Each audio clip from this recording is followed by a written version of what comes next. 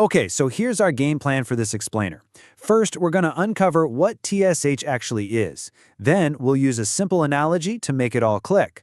After that, we'll play detective, learn how to decode your lab results, and see what happens when the whole system breaks. And, most importantly, we'll talk about how to get that perfect balance back.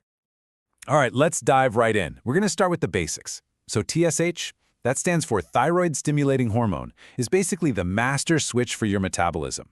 Think of it as the single most important message your body sends to control its energy levels. Now, to really get this, let's try a little thought experiment. Imagine your entire body is a huge bustling city. Everything, from your heartbeat to your thoughts, it all depends on the steady supply of power.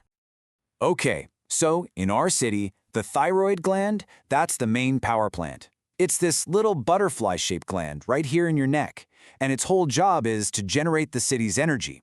It does that by releasing two key hormones, T3 and T4.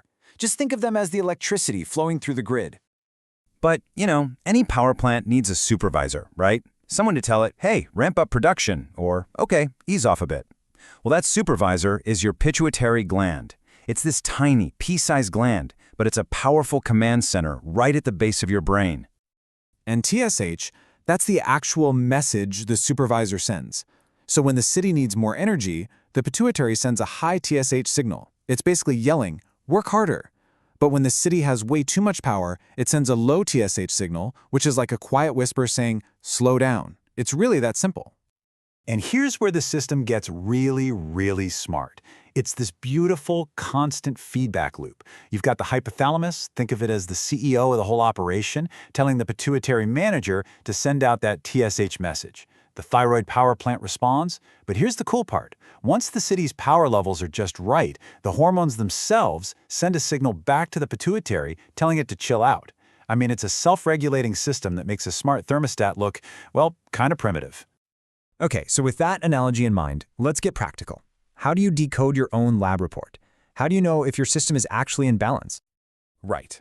So the first thing you need to know is that normal isn't just one single number. It actually changes throughout your life. For most adults, the sweet spot is somewhere between roughly 0.3 and 4.2. But look at an infant. A TSH of 15 could be perfectly normal for them. So context is absolutely everything here. And pregnancy? That's a whole other crucial time. The body's demand for thyroid hormone just skyrockets to help support the baby's brain development. This is exactly why doctors watch TSH so closely, because that normal range actually shifts with each and every trimester. Okay, but what happens when that beautiful feedback loop we just talked about breaks? Let's dive into what it means when your TSH number is either too low or way too high. So here's the main takeaway. The most important thing to remember, it's an inverse relationship. A low TSH number means your thyroid is overactive or hyper. Your body is basically whispering, trying to tell it to slow down. A high TSH number means your thyroid is underactive or hypo, and your body is literally shouting at it to work harder. Let's take a real-world example. Say you see a number on your report that's super low, like 0.1. What does that mean?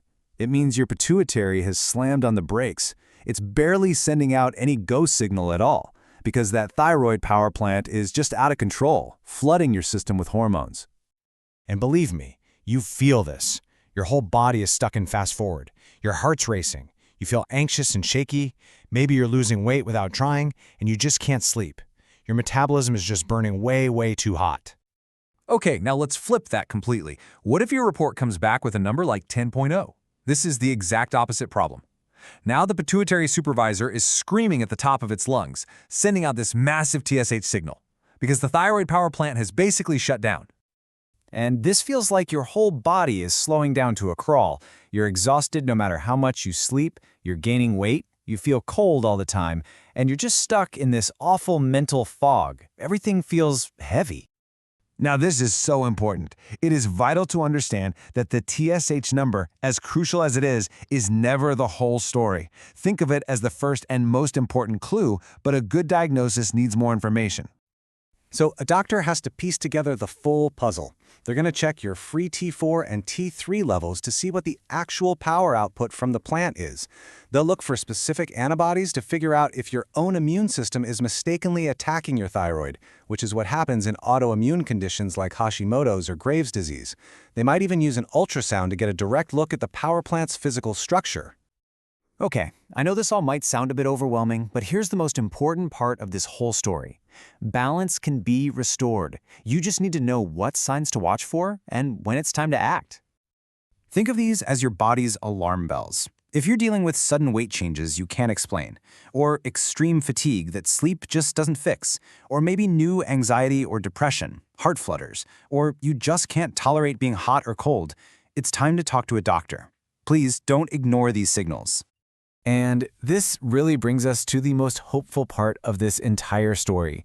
Whether your system is running too fast or too slow, these conditions are absolutely treatable.